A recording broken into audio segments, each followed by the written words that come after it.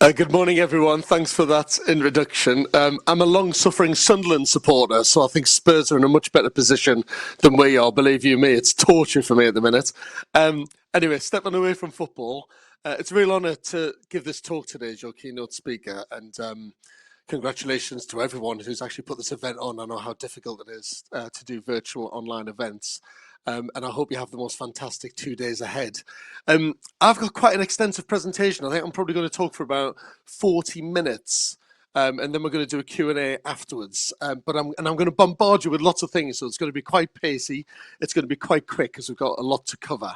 There's an image of me sitting in the space that I'm in now, to be honest with you. It's my garden studio. It's a little amazing space at the bottom end of the garden. And this is where I do most of my design work from and my writing work as well. First and foremost, I'm an architect. Yes, I do television. I love TV.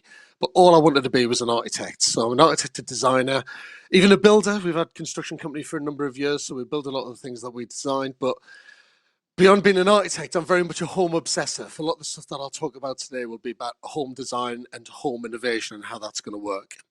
So as has already been mentioned, I think anything with the word home in or house in, I've probably presented on Channel 4, from the Home Show, Restoration Man, Old House, New Home, Ugly House to Lovely House. Even I get confused which ones I'm making certain days because the title sounds similar. And the two big ones, Remarkable Renovations, where we convert former commercial, agricultural, industrial buildings into houses. And of course, Amazing Spaces, which is all about small space, innovation and design. So I'm going to touch on a few things. Which is really going to kind of set the template, I think, for the next couple of days. Everything from the climate crisis, the housing crisis, safety, rebuilding after COVID, and what's very, very important these days is skills, or the lack of, in our industry. But what we've got to remember is all of those things are connected. They're not individual things that are isolated by themselves. Skills, the environment, how we rebuild, everything. It's completely stitched and connected together. And what I'll talk about a little bit further on is actually how the system is a little bit fragmented and it's not as connected as it should be. Now, I'm going to talk a bit about the environment today. We have to do that. The climate crisis is huge. We've got COP26 at the minute, but this is our common home. And you can imagine even in the negotiations with COP26, our country's going far enough. Why should one country not go as far as another country might do? But actually, we should be collectively at scale and very, very quickly protecting this individual home because it's shared by all of us. Excuse me, sorry. Sorry about that, so I'm wondering. So the climate crisis. Now, the global problem is actually huge. And the truth is, we know what we need to do to tackle it. We know we've got lots of great technology out there. We understand the changes that we need to make it happen. But the scale of change needed to our economic systems and the way that we do everything means that we're a little bit stuck. In some ways, we're battling against ourselves, and the rate of change is too slow because of that. Obviously, you've got to balance the economy with ecology. But what's been talked about a lot at COP26 just in the last couple of days is, how can we put a price on ecology? If things get so bad, it could cost us way more than it would cost us now to correct the damage that's been done. So how do we get that balance? How do we get that balance between environment with the economy and balance that with ecology? It's very, very, very tough. I'm just going to jump straight into my number one hero, and he's not just my number one hero because he's all over the press at the minute and he's very, very popular and he's I suppose a national treasure. He's been my superhero since I was a kid, and that man is David Attenborough. I could have picked lots of architectural heroes, but this guy is just quite amazing, actually. I've only met him once, and it was a real honor and a privilege to do that. And the thing that it was a little off-the-cuff comment. We were talking about architecture and design. And he said, why don't architects and builders and the construction industry just build really, really, really super green houses? And it was the simplest statement ever, really. And I kind of went, and I couldn't quite answer it because you realize that the system is so complicated. But for him, it was like, why don't we just build in a very green way? If Mother Nature builds green, why can't we build green? And it was quite a poignant point, I think, that he made. So COP26 is huge. Is it going to be a success or a failure? Who knows? We'll find out by the end of the week. But also there's the World Economic Forum. We shouldn't forget about that. Davos. That's where all the power lies. It's not just with governments and institutions.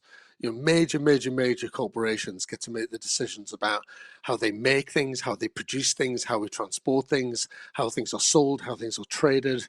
And yes, individually, we should make our own decisions about how we protect the environment. But it really is up to the big organizations, the big money managers to make the difference. Now, growth is the problem. And it's a matter of fact that our population grows.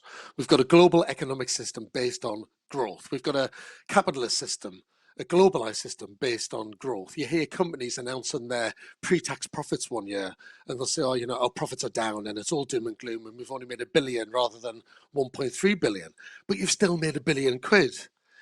And the problem with the idea of a system, it's not even an idea, but the problem with having an economic system based on it constantly growing, constantly needing more, it means that you need more people to be able to feed that system. And the more people there are, the more feeding we need to do, the more damaging it can be to the environment, because you quite simply just need more resources. Now, I'm not going to get into the figures on this too much. I've summarized them in the next slide, but I'm slightly obsessed by this thing called the Worldometer. If you go into Google after the talk and put in the Worldometer, it will show you how the population has changed throughout history when records began. But the summary of it, if you look at the very top of this list, 5000 BC, the global population back then was 5 million. And 1000 AD, it was 275 million. And a big poignant one, 1804. 1804 was when we hit the mark of 1 billion people on the planet. Yep. And then you can see 1927, it went to 2 billion. 1960, we've got just over 3 billion. 2007, 6.7 billion. And then since 2007 to 2020, 7.7 billion. And just on the right of the last three numbers, 1960, 2007, and 2020, you can see in brackets as a percentage figure. And that percentage figure is the number of people that lived in urban conurbations in the urban environment. So obviously most of our industry was agricultural, living in rural areas, working in fields. And in 1960, 34% of us lived in cities. In 2020, it's now 56%. In 2007, that was a big year when more people, the same number of people were living in cities as lived in rural environments. But that population growth is absolutely staggering. Since 2007, just 14 years, the world population has risen by just over 1 billion. 1 billion people just in the last 14 years. Now, to kind of try and give that some scale and perspective, I've listed out the 10 most dense city populations in the world. So Tokyo's top, 37 million, Delhi 29, Shanghai 26, Sao Paulo 21, all the way down to Beijing and Mumbai and Cairo, Mexico and Osaka. If you combine all of the populations of those enormous cities all over the world, you still only get to 236 million. So just in the last 14 years, imagine it, 5 times the number of all of those cities collectively we've added to the population of the planet. And we've really got to think about that because it's taken up too much resource. So how do we expand our current cities? Do we build up? Do we build out? Or do we do both? How and where do we create these new cities? Where do we build them? And do you know what? There's so many people talking about green buildings and the green economy.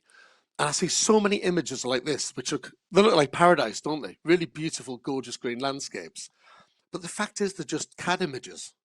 It's all just CAD. It's all stuff that we imagine we'd want to live in, but we're not actually physically building it. And then we've got to mention China. China recently announced that it's going to build 300 eco-cities up to 2050. 300 eco-cities. Yes, that might sound fantastic. Yes, it's a large amount of development. Yes, they're going to be super green, allegedly. But then you compare it with the facts of what's actually happening. In the first 16 years of the 21st century, China used more concrete than America did in the entire 20th century. And if you just think about the rate of expansion in America during the 20th century, it was enormous. City after city after city after city being built and expanded. China has used more concrete in the first 16 years of the 21st century than America used in its entirety through the 20th century. That is nuts. That is absolutely bonkers. If we're going to talk about any form of low carbon future, never mind a zero carbon, we've got to be questioning that rate of construction in places like China. Retrofit. Going to talk about this very briefly. Retrofit for me is one of the biggest challenges when it comes to the environment. If you think about it, we build just over 250,000 houses per year. That's a lot of houses, by the way. Just over 20,000 homes being built per month.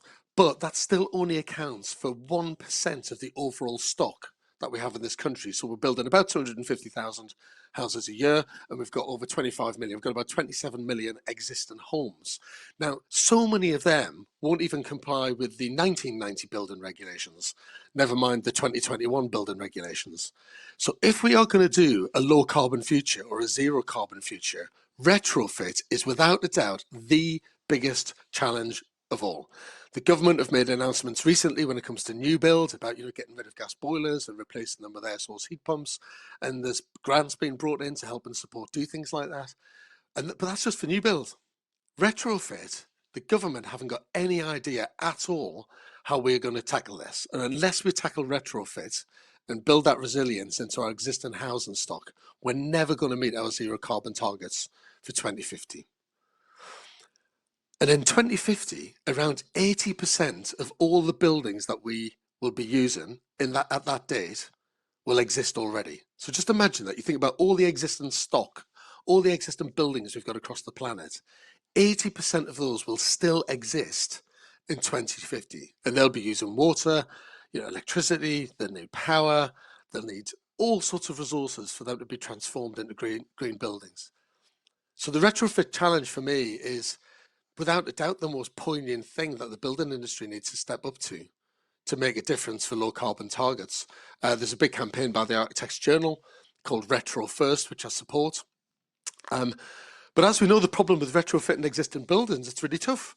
Who pays for it? How do you do it? How far do you go? Do you legislate for it, or do you just encourage people to try and do it? And we all know that retrofitting a building rather than building a new one can quite often be more expensive. Restoration projects are without a doubt more expensive than new build ones. So where is that cash going to come from?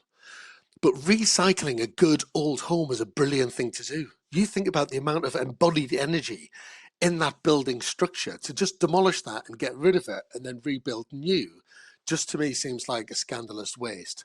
But the government need to raise building standards even further. They need more radical green legislation, and they need to provide financial incentives to allow people to retrofit. But they're actually all over the place. I mean, they really are. I mean, the government scrapped its zero carbon homes target. George Osborne ditched that. The whole industry was gearing up for it.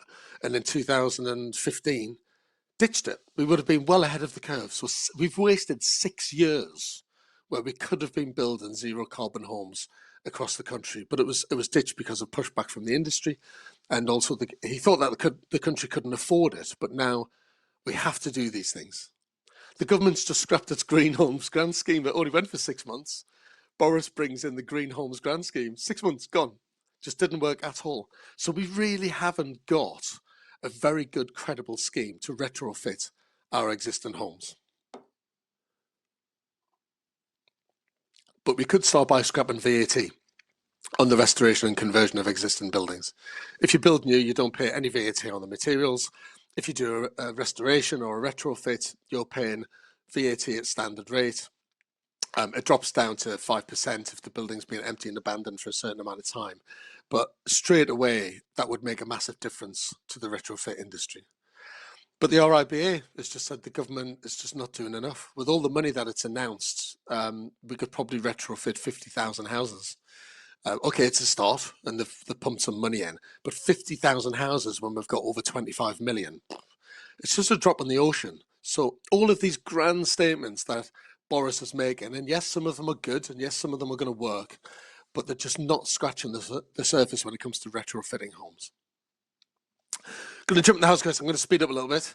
There's 3 pillars of the welfare state, which was the envy of the world, and it still is: health, education, and housing. Now, health, as we know, has been staggeringly brilliant in the last few years. With everything stacked against it, it performs amazingly well against all the odds. Education, you could criticise some state schools, but generally there is a very, very, very good good quality education provision for our kids across the country. Housing, it's gone nuts. It's gone absolutely mad. It's gone into this massive free market economy where prices and everything have spiraled out of control. The government really hasn't got the grips with it to make homes more affordable to younger people. And the Prime Minister, Theresa May, said our broken housing market is one of the greatest barriers to progress in Britain today. She published a white paper, I think it was in January 2018, saying we need to radically change the entire system when it comes to housing because it's fundamentally broken. And that was the first time that I've seen that statement from a PM. And here are the numbers, really quickly. In England and Wales, house prices rose from £70,000 to £224,000 in the 20 years between 1998 and 2018. Average house price, 70 grand to 224, just in that amount of time, 98 to 18. On average now, full-time workers are expected to pay 7.8 times their salary to be able to buy a house.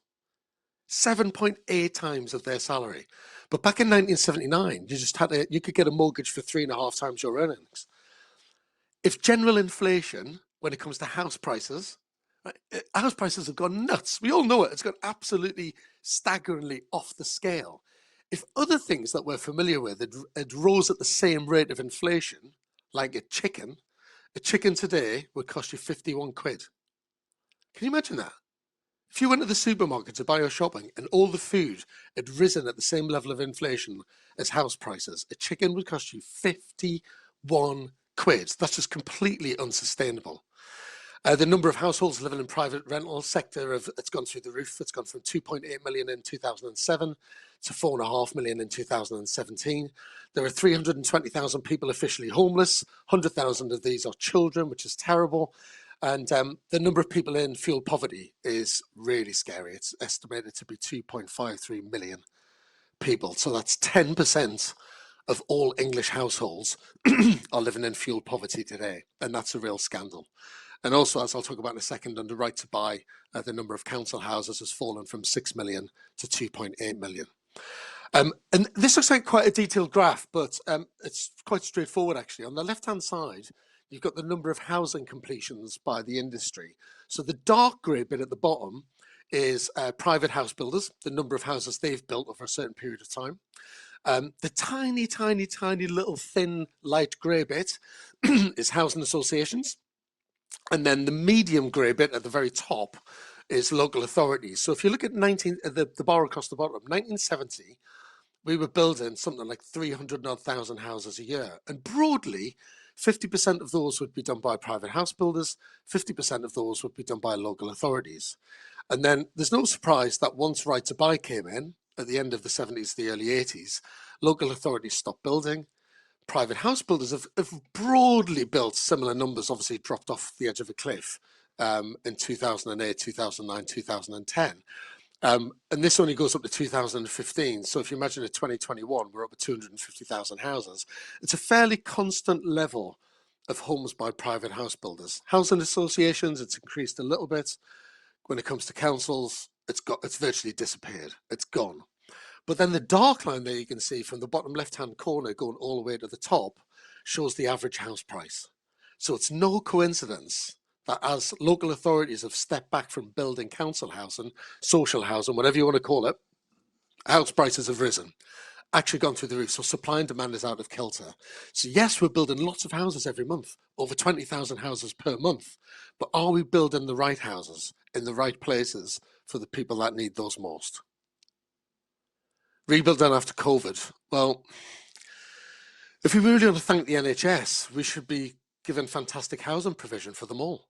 You know, there's people, whether it's the NHS, whether it's the fire services, whether it's the ambulance services, they all work staggeringly hard. And actually, providing a home for frontline key workers is key, I think, to a balanced future for Britain.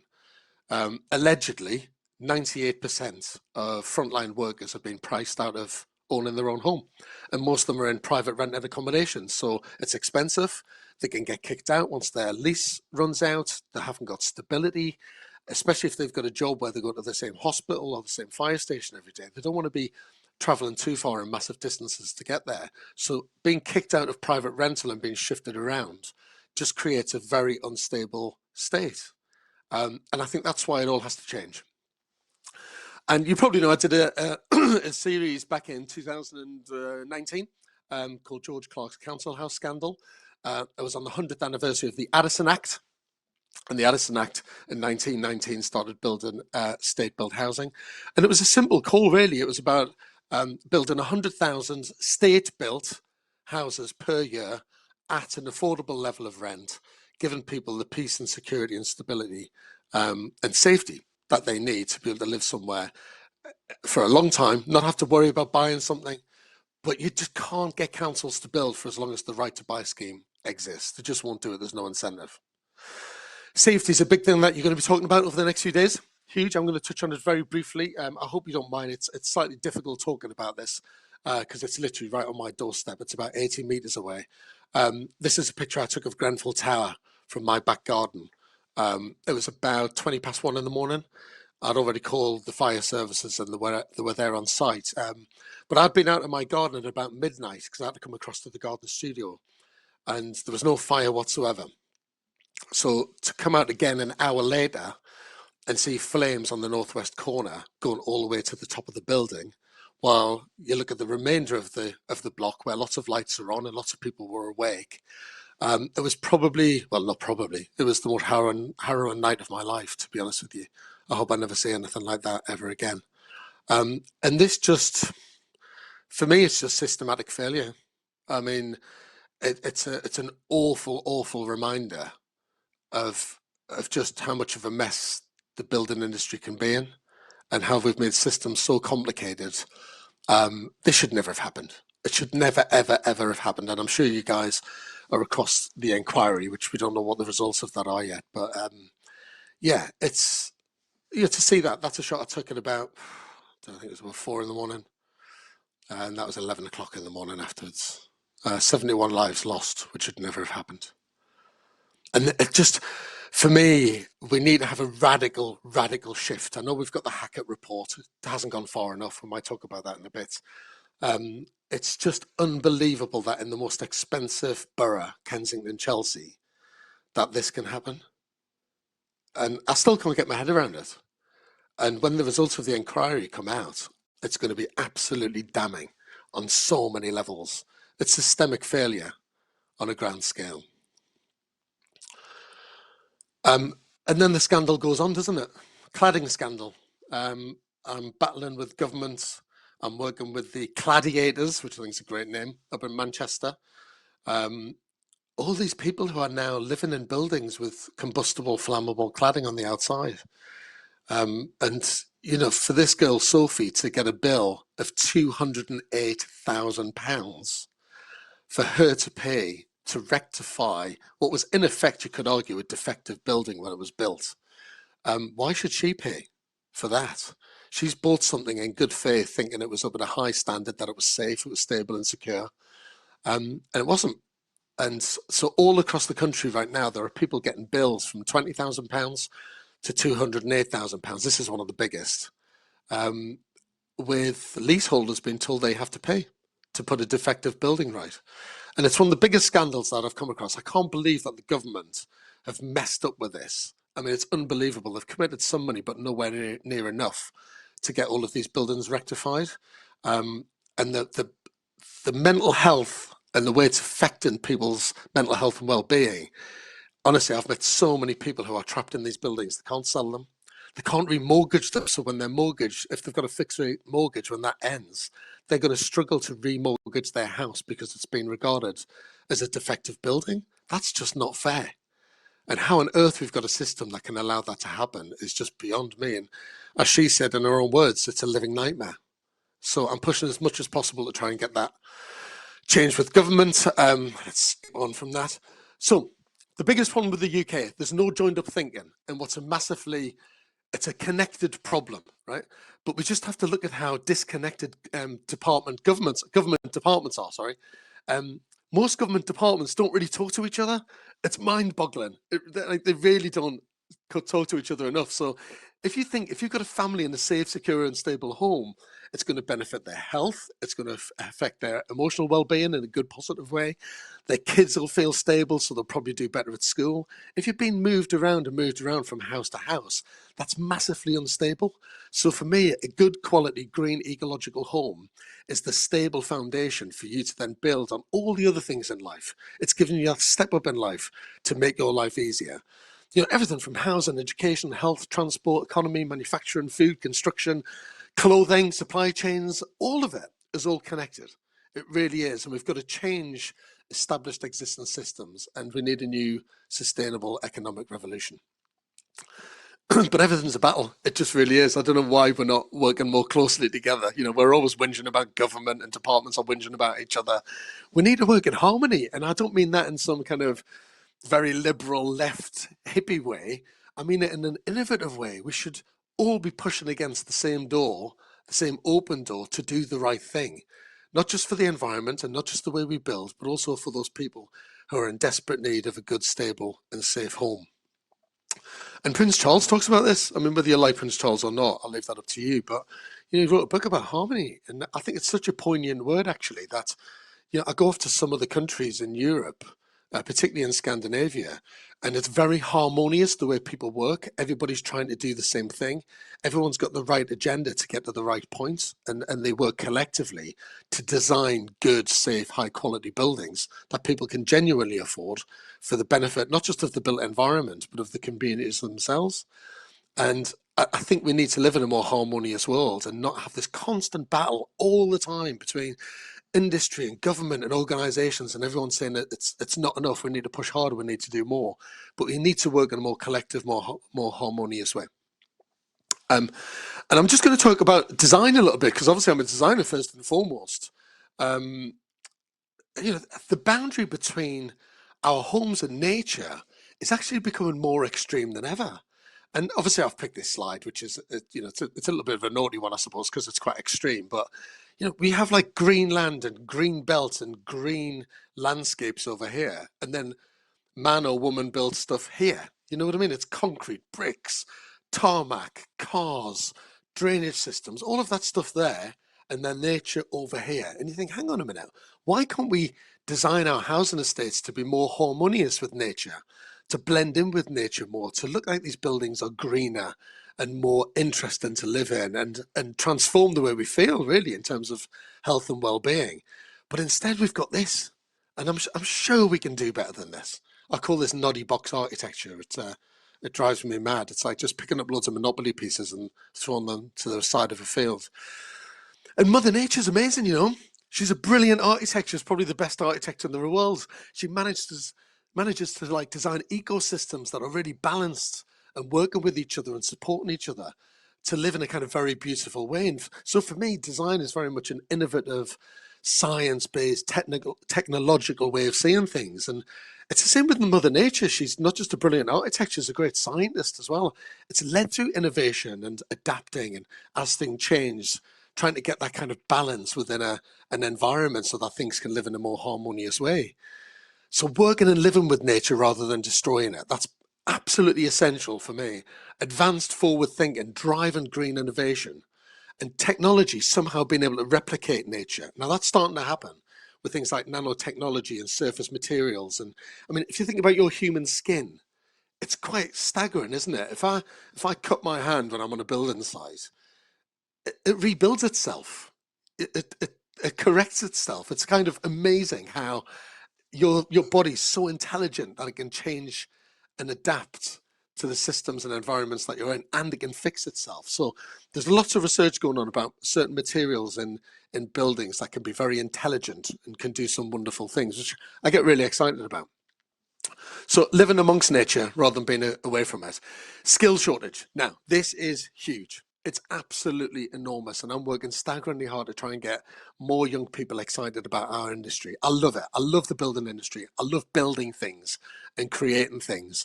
But unfortunately, a lot of kids just don't want to be in our industry anymore. And we really need to change the image of the industry to make it more attractive. It needs to be cleaner. It needs to be greener. It can't just be all messy, messy, dirty, wet, awful building sites all the time. Because a lot of the kids today are growing up around clean technology and quite amazing levels of innovation. So you will get young kids will want to go and work for Jaguar Land Rover more than they would work for a contractor. And I think that's a real shame. So the industry needs to take a very good look at itself about its image, its perception, and how it can encourage more young people to come into it. And one thing that I launched in 2017, I hope you don't mind me mentioning it, was MOBI, the Ministry of Building, Innovation and Education. And what I wanted to do with MOBI, and we're working really hard on it, is to create generational change, to get young people to see homes in a really important way and want to be part of transforming the built environment. And we run things like design challenges with MOBI Kids. We're running about 4 or 5 at the minute. We've just launched one with the Mayor of London, and I think 36 schools have signed up in the first week, where we do design challenges, we set design briefs for them, and we inspire them, and we try and make the whole thing really exciting for them to be able to think about what home means and determining their future about what the built environment will be like when it comes to residential accommodation. And I get a buzz from this like you would never believe. It's amazing. And off the back of this, we've set up further education courses in home innovation and design, quite advanced thinking. We've set up degree courses with higher education and even PhDs.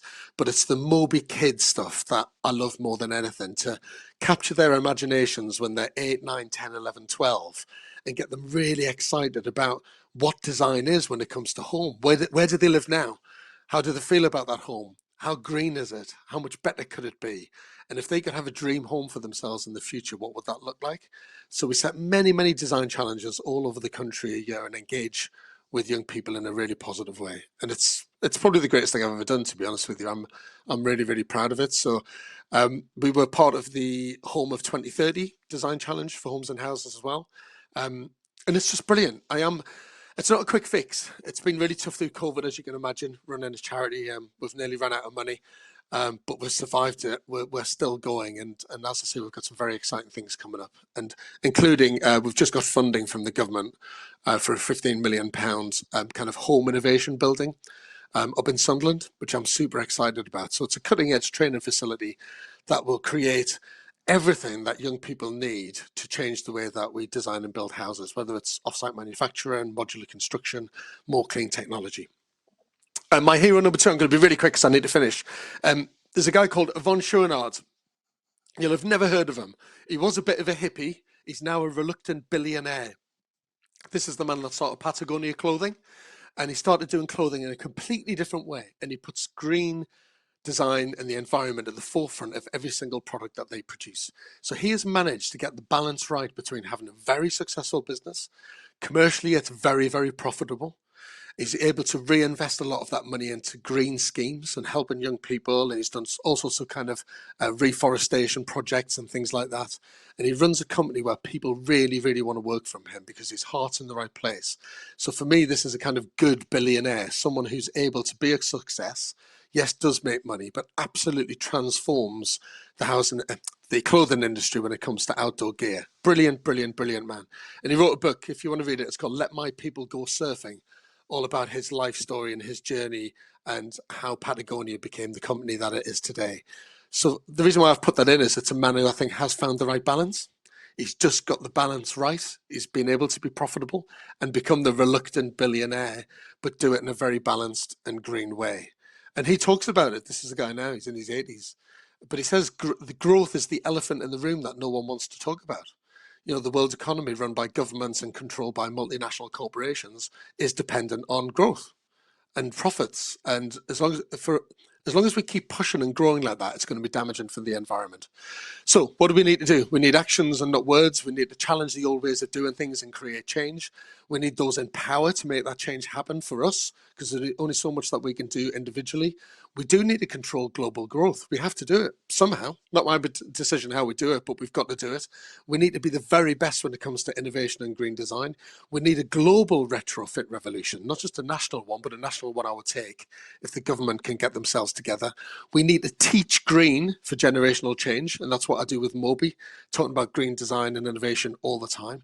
We need to make, build, and live using less. We need to be green, but use less stuff to be able to do that. And, this is a crazy comment to make, but we need everything from a door handle to a tower block to be made from sustainable materials and then be recyclable when we're finished with it. And all of this needs a radical economic system. We need green rather than growth. Less growth means less new. And we need that balanced ecological and economic system. Two ecosystems working as one. And it's not going to be easy to get there. It's going to be really, really tough over the next few years. But it will be worth it because this is our common home.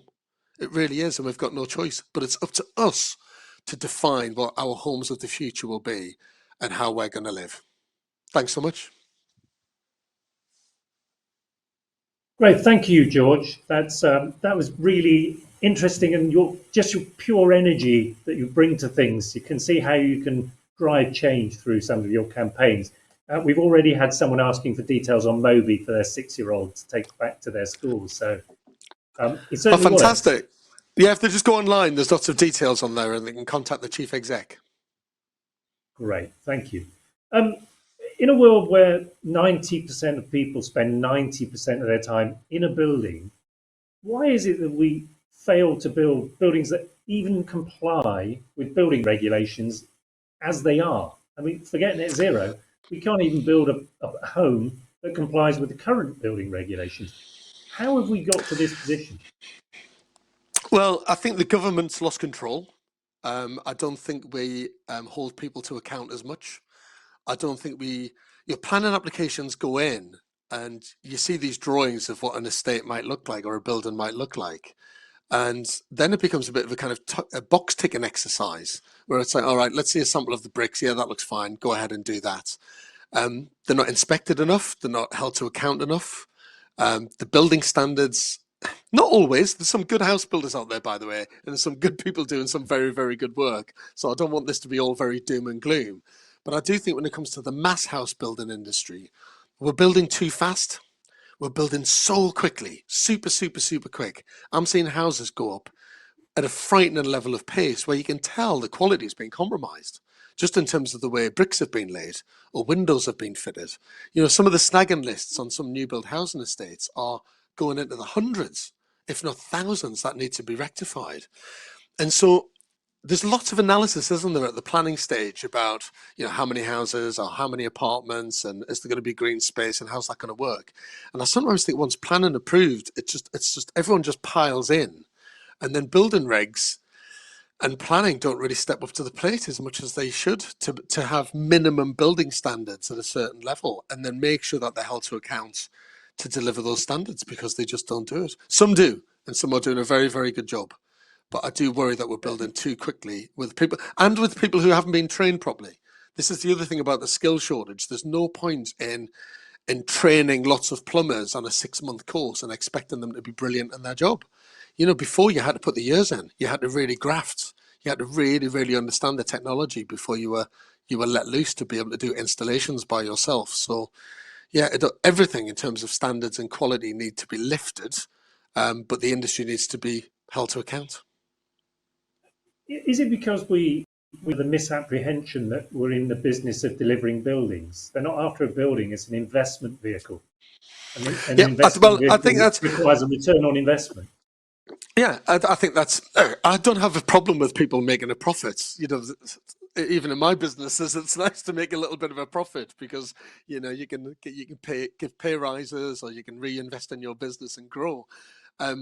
Houses have become commodities, and anybody can build a house.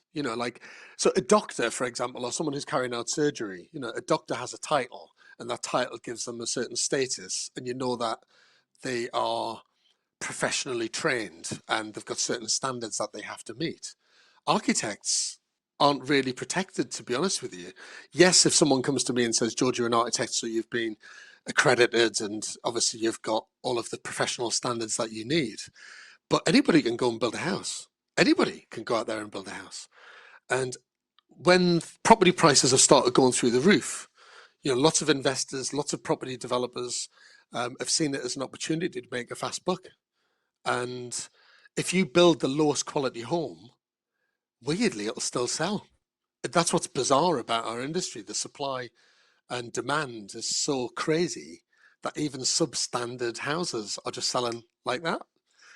So where's the incentive for people to build greener and put in more capital to create a better product when they can sell something which is at a low product anyway?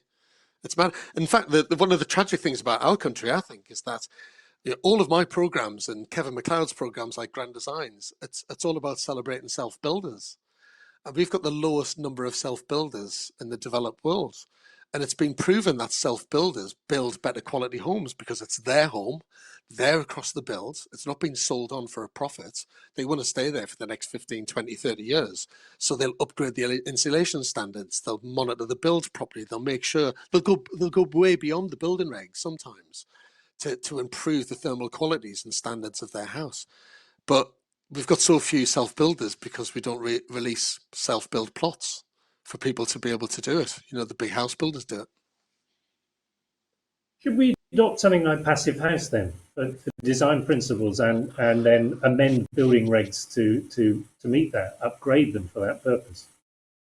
Yeah, I mean, I work with Mitsubishi Electric, your headline sponsor today. I promote their air source heat pumps, which are fantastic. I've got one in my house.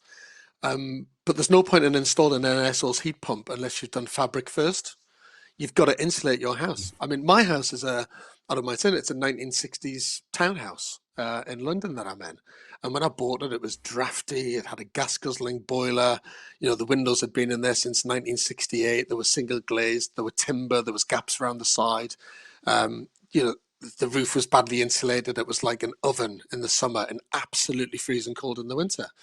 And yes, it cost me a few pennies to do it, but I put in triple glazing. I didn't put double glazing in. So as a self-builder, if you like, doing a renovation project for myself, triple glazing's gone in there. I packed the roof with insulation.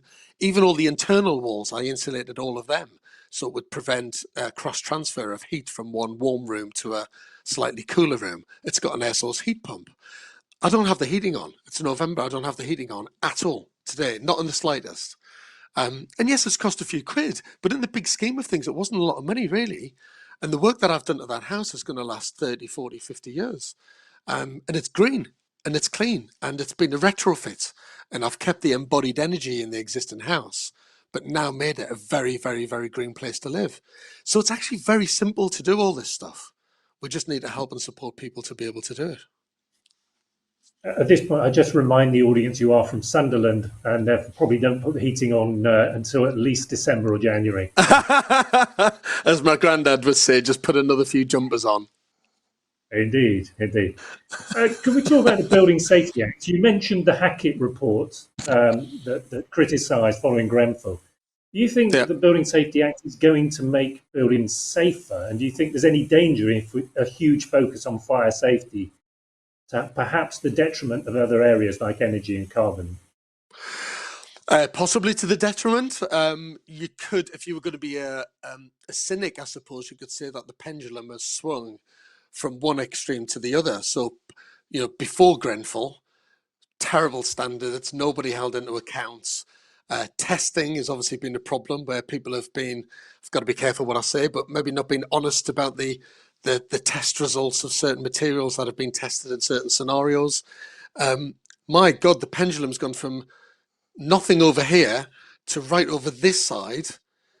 Building has been analysed to the tiniest element, saying that has to be changed since Grenfell.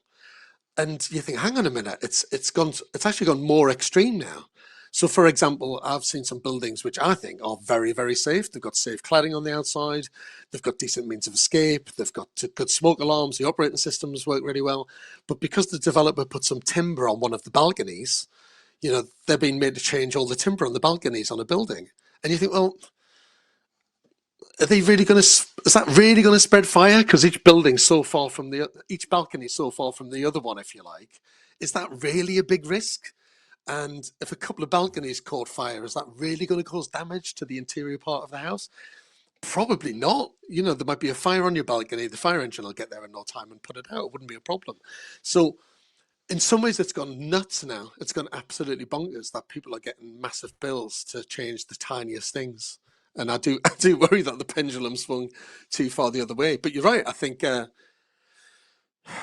look, we've got to do things in the whole. You know, yes, we've got to look at fire safety. Yes, the act is really important. Yes, we've got to raise standards. I mean, you know, you walk around some buildings and you think, my God, I would never live in this, you know, because you realize how much of a fire risk it is.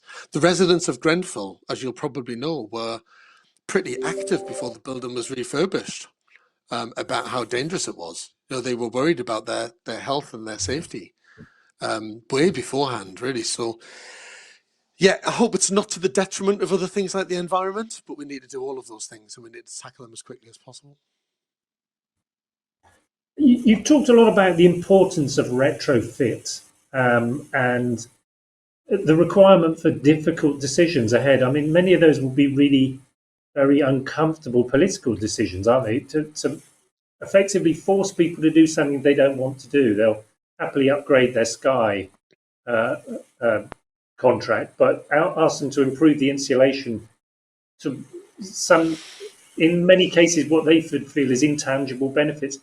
How do we do that? Because it also, doesn't it require sort of street by street, town by town approach rather than this one-off, entirely separate approach? Yeah, I mean, in some ways, it's such a big problem. You can understand why the government are struggling to grapple with it. You know, how do you legislate and force people to do things in their existing homes? Yes, we legislate when things are being built at the point of construction, but you know, we don't go back and retrospectively say to someone, "You have to do this to your house." Yes, it was built 100 years ago, but you need to do this, this, and this. It's interesting that when government announced air source heat pumps or any form of heat pump actually on new builds from 2025, I remember the thing that was in the press and all the politicians made a real point of making this statement was said, don't worry, we're not forcing you to change your gas boilers in your existing house. Don't worry, that's not what we're doing. Don't worry about it. Don't panic. Don't panic. This is just new builds and it's coming in 2025. And there was a little bit of me thinking, well, we do need to change the fact that there's loads of knackered, tired gas boilers all over the country, you know, using gas to be powered and then chucking out loads of emissions. And you could tell that there was just they had this fear factor that they didn't want to retrospectively make people do things to their house. But somehow we need to do it. We really have to do it. And obviously, you don't want people falling into fuel poverty, and we've just talked about the millions of people that are in that.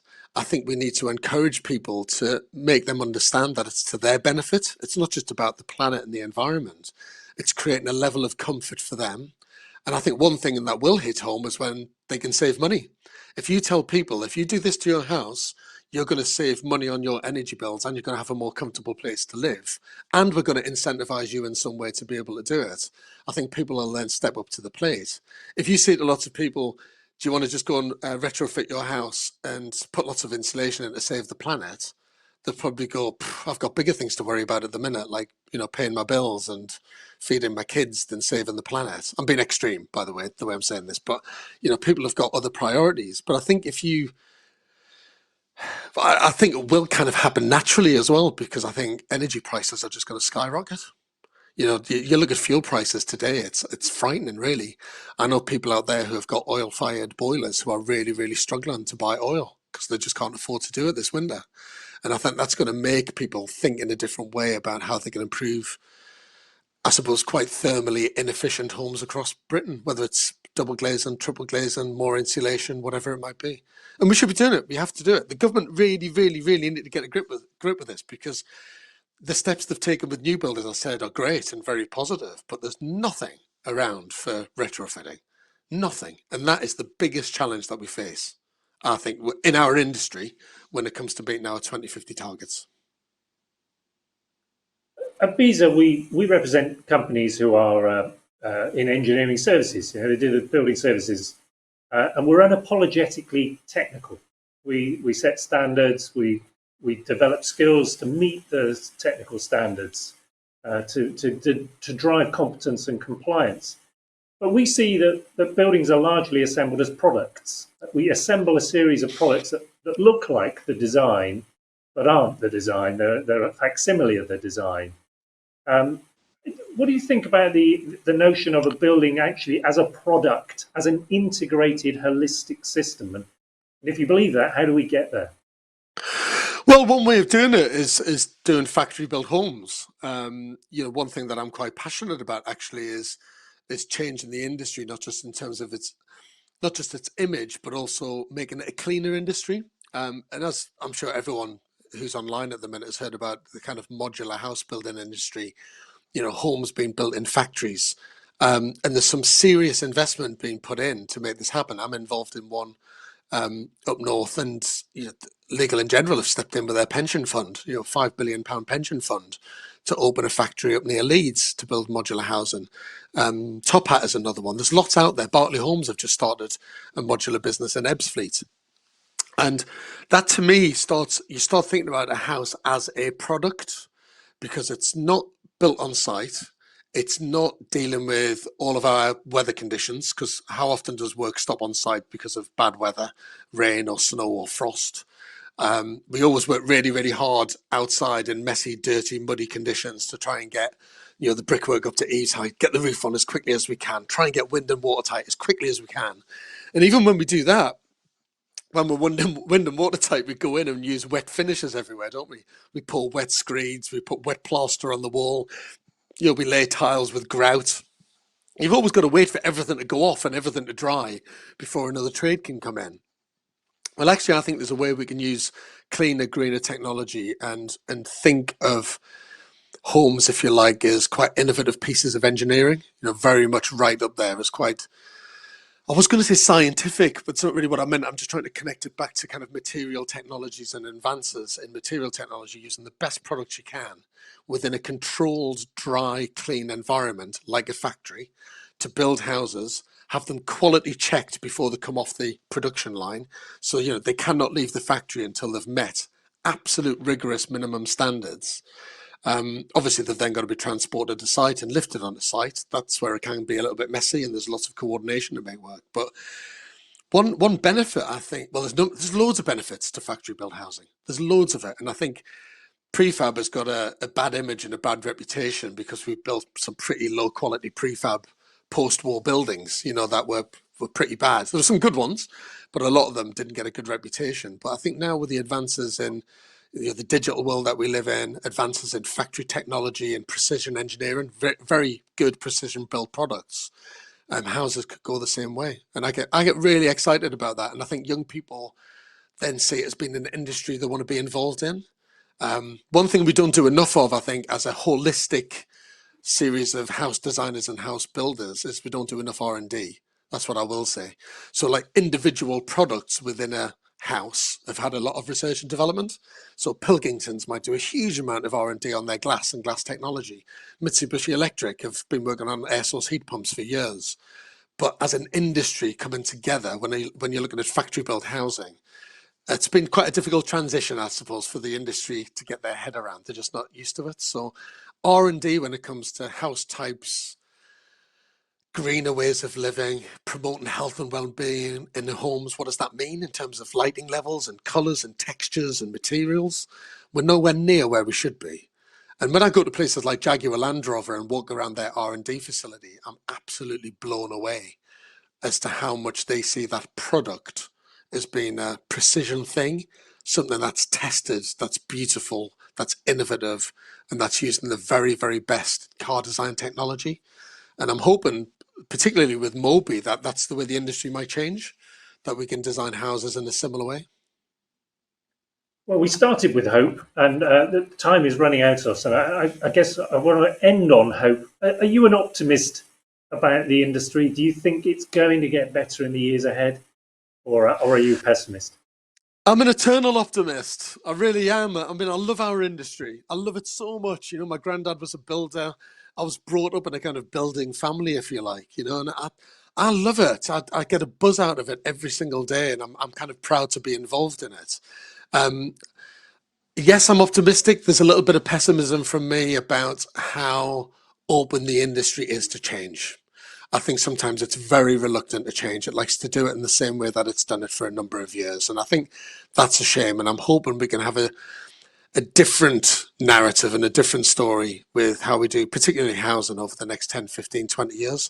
Because we've got some bold, ambitious targets, and I'm going to be very miserable and deflated if we don't meet them. So yeah, I'm still an optimist.